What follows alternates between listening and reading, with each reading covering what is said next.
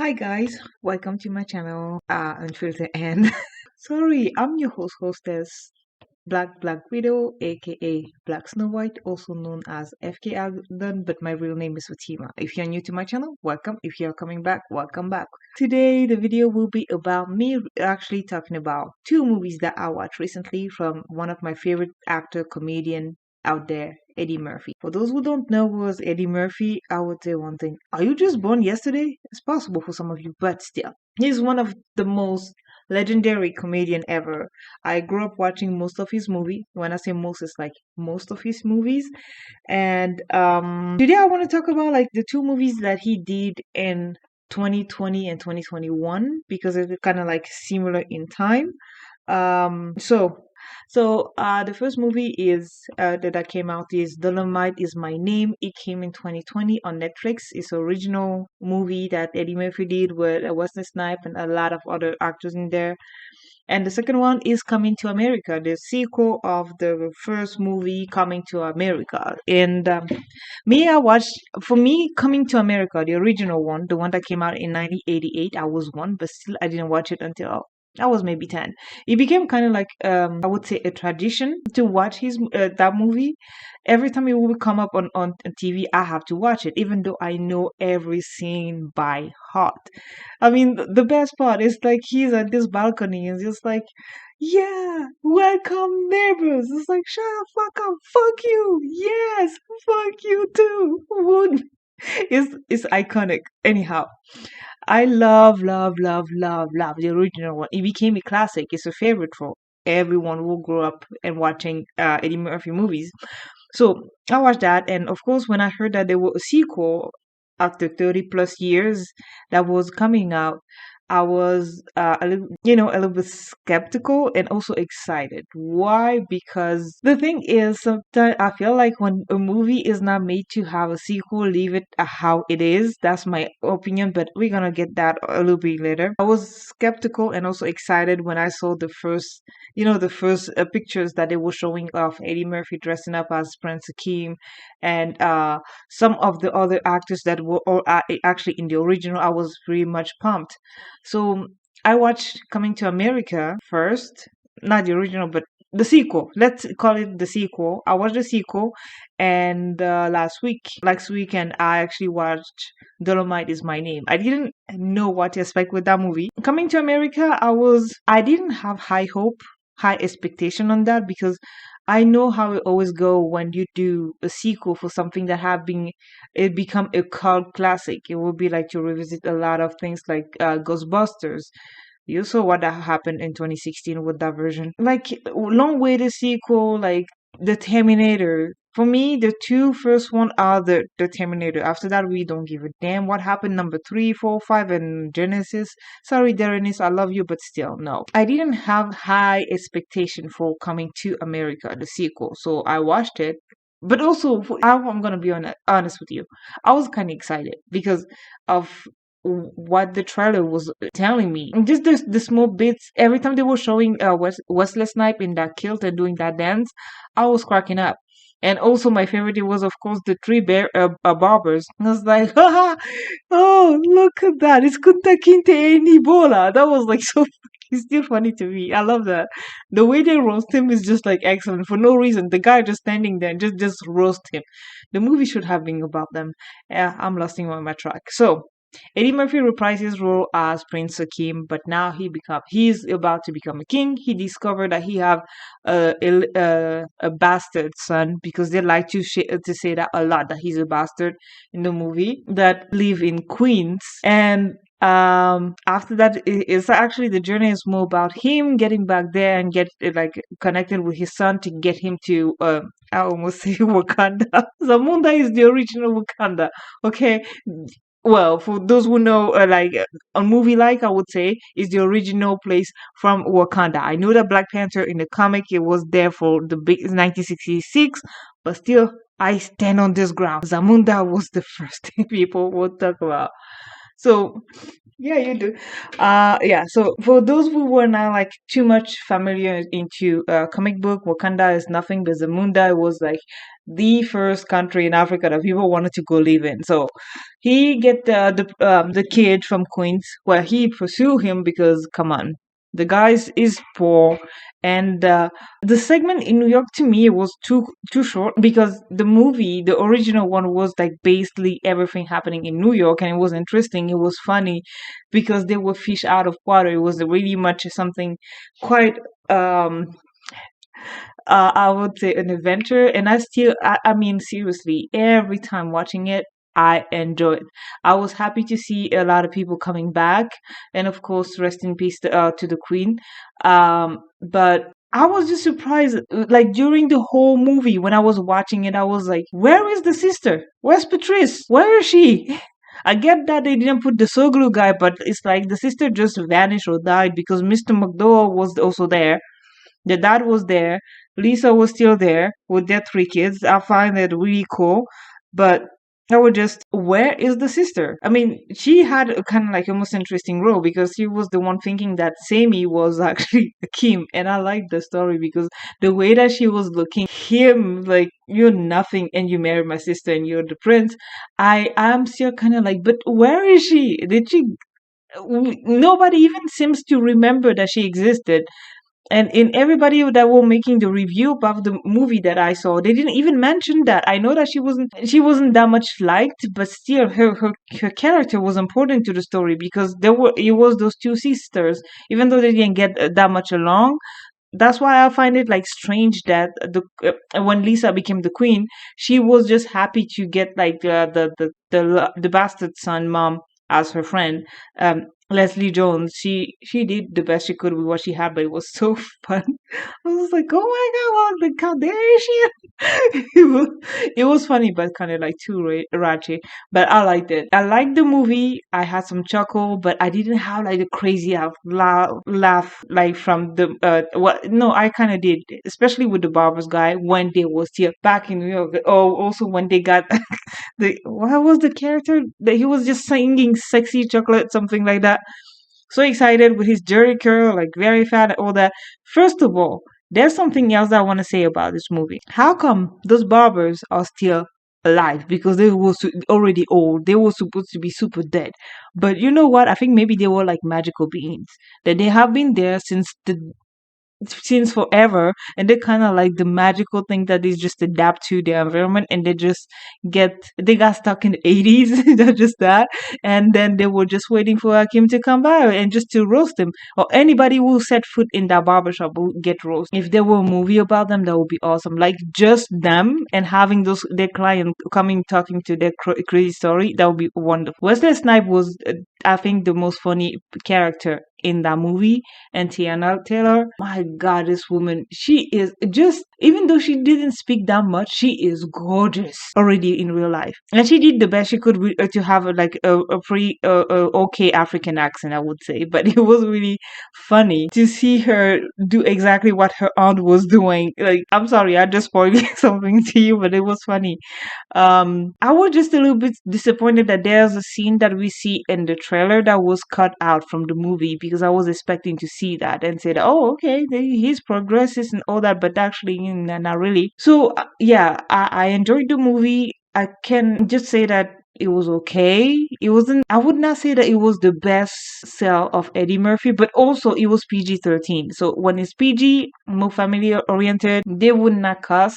They would not say, they would not be raw as they were when they did the first one. The first one, you heard them, you heard them cuss, and you would see people acting like, yeah, this actually was showing like the environment how it was like New York in the 80s. I didn't grow up in New York, but still, for me, it was like that black people was living in New York at the time, and it reminded me of home because we still we were ghetto like that. And then now I can talk to you about Dolomite is my name. I didn't know what to expect with that movie. So it's a Netflix original. It's about, well, Eddie Murphy decided to actually pay homage to one a comedian named Ruby Ray Moore, but he had this character called Dolomite. So he's a pimp, and his routine actually is to be a Dolomite, the pimp guy, just talking about his hoes and all that, like the very pimpy-ish thing, but very funny. So the movie is. I felt like it was very much 10 times more funny because seriously, I couldn't believe that someone like this exists because I thought that, yeah, that's a fake character. And then I Google, I Google the real rare Amor. And that man was a pioneer for a lot of things because he was doing stuff that you would not expect at all. He had a dream to be a singer, but he wasn't good at it. So the movie starts when he is like working at this record store where the DJ is just playing different artists and he's like begging him to just play his record, but he is out of touch because we are in the 70s, but the music that he was like singing was more things that from the 50s, 60s, something like that. And one day he decided that he also like host at a nightclub, like comedy club, all that. And his joke were not great. And one day he had the idea to actually talk to some homeless and took gorge all those crazy stories, and he created Dolomite persona that way. And then he went on stage and he was telling those very graphic and raunchy jokes. And when I say it's raunchy, it's just like insanely raunchy. And if you are sensitive, like 21st century sensitive, is that movie is not for you. But I will recommend you still to watch it because it's hilarious. What I loved about it is just that I couldn't believe that I would laugh that much.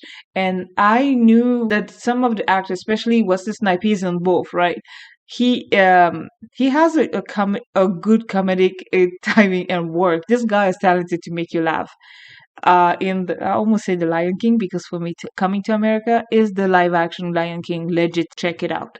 But the difference, Mufasa does not die. Well, in the first one, Mufasa does not die. In the second, oh, oh my God. Oh, James Jones, I love you, but that was just like you gave up. You were just like, you know what? I'm very tired of that nostalgia baiting kind of shit, and said, yeah, yeah, yeah. I am King Jafar Jafar. I do as I say. You have a son, but the accent was like bad. Even Eddie Murphy accent. Sometimes I was like, are you still there?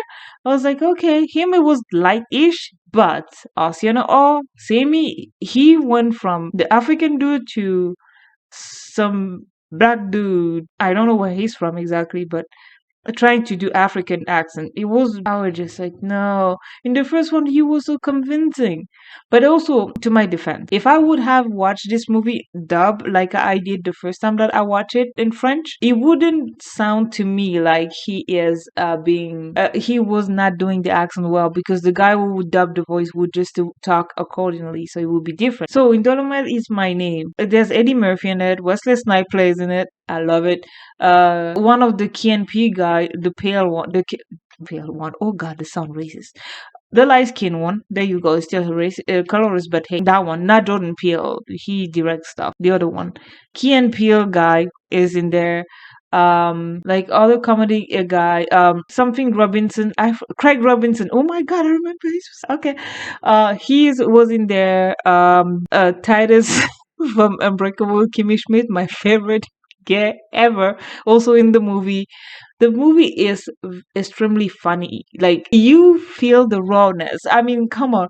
I was watching that. I was like, okay, I'm not expecting a high quality, especially when it's Netflix. Even though they have good gem, but this one I was like, Eddie Murphy working with that. But after that, also all the praise that he got for this role, I was all right. I'm gonna check it out. So I checked it out because I was just like, I need something to laugh, nothing too much about it. But I watch it, I was just thinking, this is the type of movie that we recognize great actor that is Eddie Murphy, how funny he is. And then you look at Coming to America, it feels like it was him trying to do the Beverly Cop 3 in there. For me, it was that. It was my interpretation. It was too sanitized. It was too sanitized because the two first one were good. The third one started to be start. The second one started to be meh, but the third one was like the downfall, and the fourth one I'm not even talking about that one. It never exists. But Dolomite is my name. This man was bold. I respect that, and that's the thing that I love about this movie is just that this guy was not discouraged by anything that he will get like an obstacle. He will put the hard work himself. when people didn't want to buy his comedic album, he was selling that on the black market like himself. He was making it, selling it, and then when they figure out that hey, he's big, he's extremely funny, they decide to market that like regularly to kind of like have us, oh, when white people see something good, they need to put their hands on it. So that he did that, and then after a moment, he went to watch a movie, like a very basic white people movie. Sorry to be so racist like this, but in the 70s, it wasn't great. So it got him the idea of make a movie as well, but he needed help. So he went to that guy, actually played by Ti. Not great, but hey, the movie was made before all of the movie was made way before all the allegation came out about Ti. So it's like he had a very small role, like very tiny, not that big actually. That's he went to the guy who were doing a lot of he was a big shot as a black exploitation movie maker. So he went there, tried to pitch his idea. The guy was like, "No, we do a certain type of movie. You talking about pimps and hoes? We don't want to do that." And he had zero experience in movies, zero experience in acting, nothing at all. But he find a way to get that movie funded. He took that on his personal money, and he decided to make a movie. He got himself. Oh God, just think about it, too funny. That man, he was so bold and so like careless of how he will be perceived. For him, he wanted to just give out something that he felt like it was a great material, and I respect that. That's the thing that I love about this movie. Dolomite is my name is probably I think I'm gonna rewatch it again because it's so funny. Um, I also put like some trailers here and there when before getting to my part, but seriously, I enjoyed that movie way more than Coming to America. Okay, for Dolomite, I love the fact that there was some part where it was quite serious. Well, not serious, but the type where you like, oh yeah, I feel what he's doing is really nice, and then he goes back to the character, you just laugh insanely. I mean, Wesley Snipes character should have like a Golden Globe or something because seriously, the guy was just his character, the way he played him, I believe that this man was just like, I'm too big for this. Because he was acting like a diva, because he was in a Rosemary Baby, but one of the other character was like, yeah, you were the butler or something. Like, it was still a great role. So he made the movie with him, and that movie it really do exist as well if you don't know, but because at the end they show you exactly that, and they were showing the struggle that he had to make that movie come up to having that movie distribute in any theater actually. And Chris Rock is in there too. I need to say that because his voice is so recognizable. I didn't even need to kind of like look at the screen that knew that it was Chris Rock. So, but the movie itself, it just showed how this man was very generous. He wanted to help others that he was thinking that were deserving to also have the light. He wasn't the type of the real more, he was generous on the point where he even helped a woman who never did comedy in her life, but she was so funny. He said that she need to be on stage, and they created a thing together. He was starting to becoming big, and he decided to share his life. He was a generous man like that. He was like very clever, trying to patch stuff together without even thinking about like, oh yeah, I need external help. He was creating his own opportunity, and that's the type of mental that people should have, and I love that. I loved it about the movie because he created his own motto and said that, well, you know what, if the mountain cannot come to me, I'm gonna go to that fucking mountain. And he was the one going doing it, and I laughed so hard because I couldn't believe that all of this that he did in the movie was real. The guy for the album of his first comedy decided that he wanted to do something that was like, yes, need to sell, have to be sexy and funny. Oh, that's like, don't forget, he's a pimp. And those two white men will sign him, and it's like, okay, we're gonna do that. He was in robe, and he took off the thing. He was fully naked in front of them. And I have the picture here. And just do that weird pose with that naked. It was the actual album picture, and I find it like amazing. It reminds me also of Eddie Murphy when he did his first comedy special, Raw. Well, the one that I saw from him. raw. It was hilarious or delirious. Those two, I saw them. I always keeping laughing, even though those were made before I was even born. I didn't care about it. It's just amazing. And yeah, the Dolomite is my name. I felt like it was more authentic with with the story and also how it was put together and what Eddie Murphy were actually doing as a comedian. But coming to America, to me, I felt like he was playing safe, but also the part of having this heavy responsibility to make it is just like it's insane because it's a lot of pressure to have to do a movie that so many a sequel to a movie that so many people love and care about and just to still cherish, to be able to just get that to a point where it will be you have to it's just a big shoe to fill. Oh my god, I cannot say that right. It's just a lot to carry when it's something that it feels like is a big shoes to fill because let's be honest, doing a sequel is a lot of pressure, especially if the first one was is deemed as a classic. It's a comedy gold. It's so funny, it's well done, the story makes sense. Even the Soul Glow people, oh my god, that one I am okay that they didn't add them because seriously, it would make no sense. But the sister, for God's sake, justice for Patrice, what the hell is she? Why we didn't heard from her? Why we didn't even have anything saying that what she's doing? Even like a quick mention and said that, oh yeah, she's married to a dude somewhere in California. Something, something. Where is Patrice? It was that for me. But if I have to choose between those two movies, like the most recent one, I will go with Dolomite.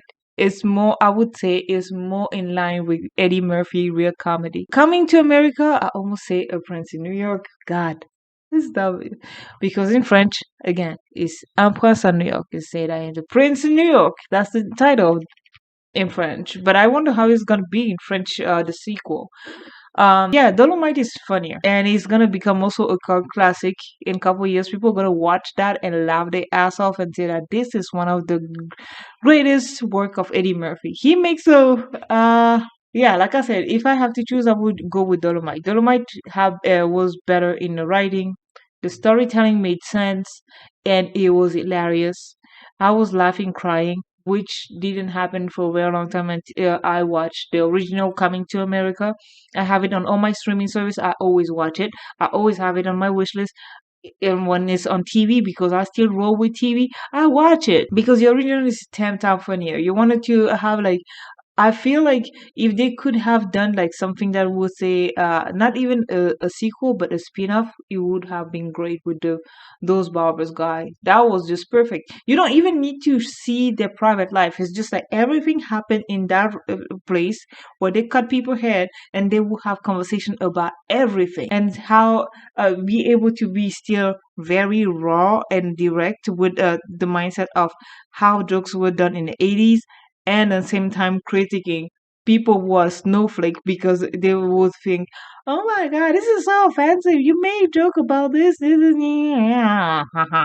This kind of stuff. I'm sure people will watch it crazy, and also not making PG-13 because to me it's just like the lazy way to trying to get money. If they didn't PG the Coming to America, the sequel, I think it would have been three times better. The jokes will be maybe more aligned with their way to think. And oh, there's a part that I forgot to talk about. The club scene that they put back on the 80s. The one without where it would just like image from the movies and just saying, yeah, they just cut that part and just pasting it because they had nothing to put into that movie and say, hey, remember that movie, how great it was? It just got there, but the one where they were kind of making a link from the original movie with the current one. I liked it. It was pretty clever on how the illegitimate son was done in the club. The CGI on like it threw me off because I was like, what the fuck? But I was like, yeah, I recognize that, but it's not them. It's not really them because I was like able to recognize how the expression were, and also when you look the quality of the film, you can tell that it was like CGI of now or what it was happening and how they introduced the character of Leslie Jones. I was just like, oh yeah, I like it. I kind of like it, but it wasn't like amazing. The best character of this sequel was Wesley Snipes. I'm sorry to say that again.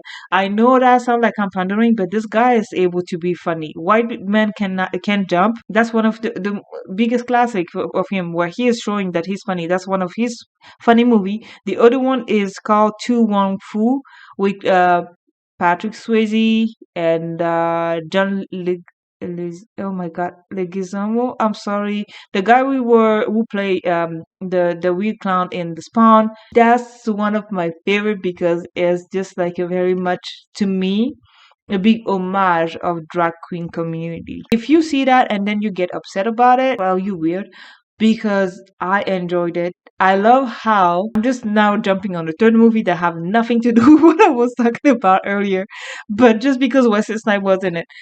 But I love how what is considered how actually it was done in the 90s, which was kind of like pretty avant-gardist and kind of like seen as like side eyes and be like men cross-dressing. Hate that word. It was like showing those that were always playing like the very macho man and being like very delicate and very feminine, and being looked at like you this thing in the 90s. Those men, Patrick Swayze was seen as a pretty much like, I would say, a tough guy.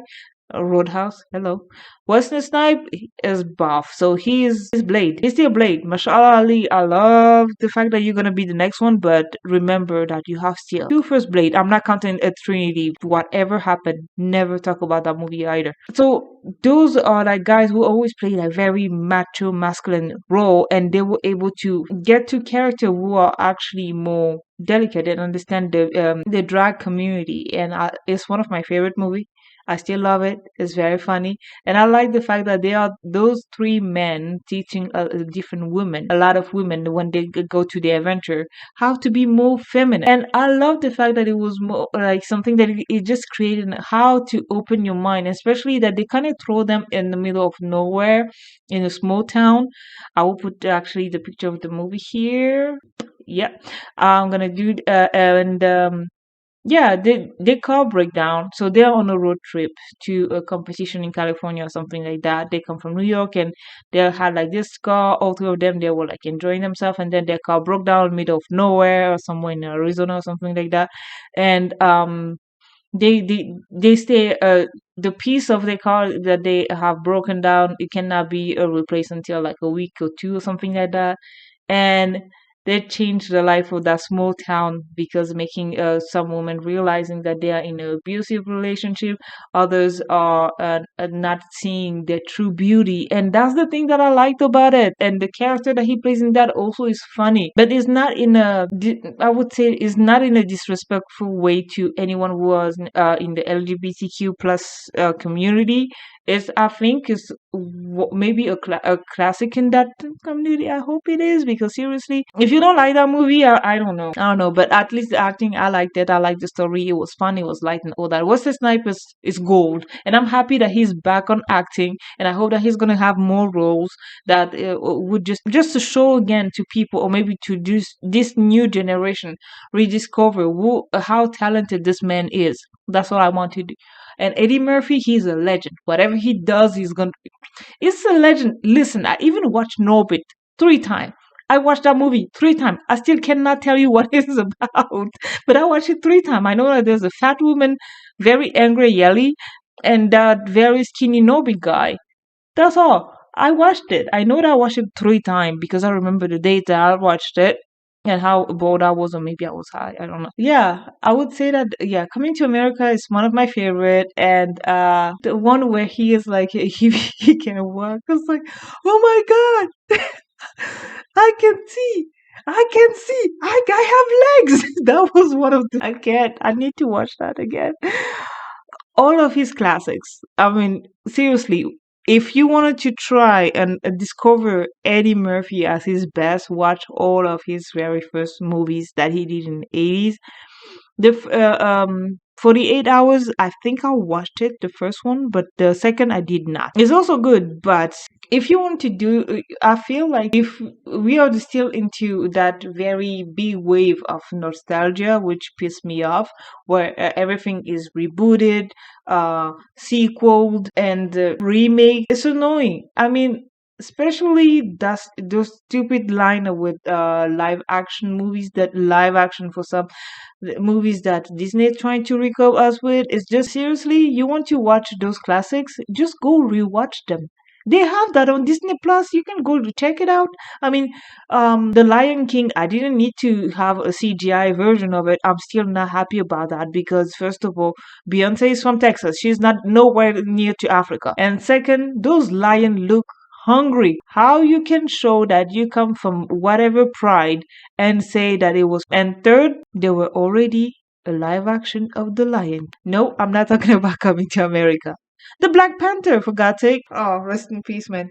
Wakanda Forever. See, that was already a remake of that because the story is exactly similar. The difference is Scar is not his uncle, is Michael fucking B. Jordan. I mean, in that role, he is a snack. Those dimples. Jeez, Disney, stop doing action live. I know that you're keep just doing the easy money by milking them, but the thing that make those original great, even though I'm the queen of shitting on your classic Disney princesses, is just that because of it, because it's original, it was different. I'm sure that that old racist Walt Disney in his grave will be like, "What the fuck? Stop doing that! Stop doing that! Be original, take risk, and have the real emotion." I'm gonna watch the original. I don't care that those lions have eyebrows. I'm gonna watch that and cry when Mufasa die because that's supposed to be like that. That was my rant on it. That's all I want to talk about because seriously, Dolomite is the best. If this ring is like versus for the same actor making a movie, Dolomite went. Sorry, Coming to America. I was like, I mean, the problem is that if you watch this movie and having an anticipation comparing to the first one that it will be as good as the first one, you will be disappointed. You will think that the joke are cheap, and also they decide to cut from the original movie and paste it here and there to just avoid to just develop further the story. I don't want to shit on that, and I thank them or to do that service where they were like doing this movie and add also the new generation. I love the fact that Eddie Murphy is not trying to just being like I am the legend and just keeping the same one doing the stuff together. And also just a quick idea, if ever, I would like to see a movie with Eddie Murphy, Martin Lawrence, hear me out, Chris Rock, Dave Chappelle, and Will Smith. And also Wesley Snipes. There you go. All of them together. I would love that. Just them being six brothers. There you go. Six brothers having a weird ass conversation about like I don't know dinner stuff and all that. No, I would not put Kevin Hart in it because I feel like over time he lost his mojo. As simple as that. To me, Kevin Hart lost his mojo, and I like him, but he's less and less funny. I'm sorry. And of course, I would have loved if actually Tiffany Haddish was in the movie. If she was in either Dolomite or Coming to America, if she was in one of them, she would be also hilarious. She would just bring it up something about it. So that was my review-ish comparison about two movies that Eddie Murphy did in less than a year. Dolomite is my name. Go check it out. It's available on Netflix. It's amazing and it's funny. You're gonna love how they were able to recapture the 70s in that movies and also the reference that they make in it. If you're very much into like comedy and wanted to discover maybe some legend that you were not aware of, I mean, this guy was something because Richard Pryor, we say that he was rough, but damn, Dolomite is Remu, he did it. He did it big time. Like really. He will be like I think the funniest thing there. And of course I derail a bit because my fandom for a Wesley Sniper have been regrowth from those two movies and I told you about another movie that had nothing to do with those two. But yeah, I would just advise you go check Dolomite is my name. If you still want to watch Coming to America with your kids, you can put that on. That's totally fine. The original one, don't watch it with your kid because there's a lot of f bomb in it and like some cussing. But it's the funniest one. It's the funniest one. If you compare the two, you know that the first one is the funniest because obviously. And I would also recommend you to watch Tu Wong Fu. So then you will see how comedically point Wesley Snipe always have been. It's not recent. And for all the other Disney stuff, you just to watch the original one for God's sake. Um, I think I'm losing my juice now. Normally, I have like more stuff to talk about, but it's just that I just love it. Even though it's dubbed in French, like seriously, when I watched Coming to America, the original one, even though it's dubbed in French, I still laugh. I still laugh crazy watching it in all languages. I think that's the thing that is the power of comedy. If it's that good in any translation, the joke will still translate. It will be excellent. So thank you for watching. If you have stayed until here, thank you very much because you have been awesome. I would suggest you, well, if you still wanted to see more of video like this, become a subscriber. I will really appreciate. And also check my playlist. There's a lot of other videos that I have. And don't forget to be awesome. And also, I'll see you next time. Au revoir.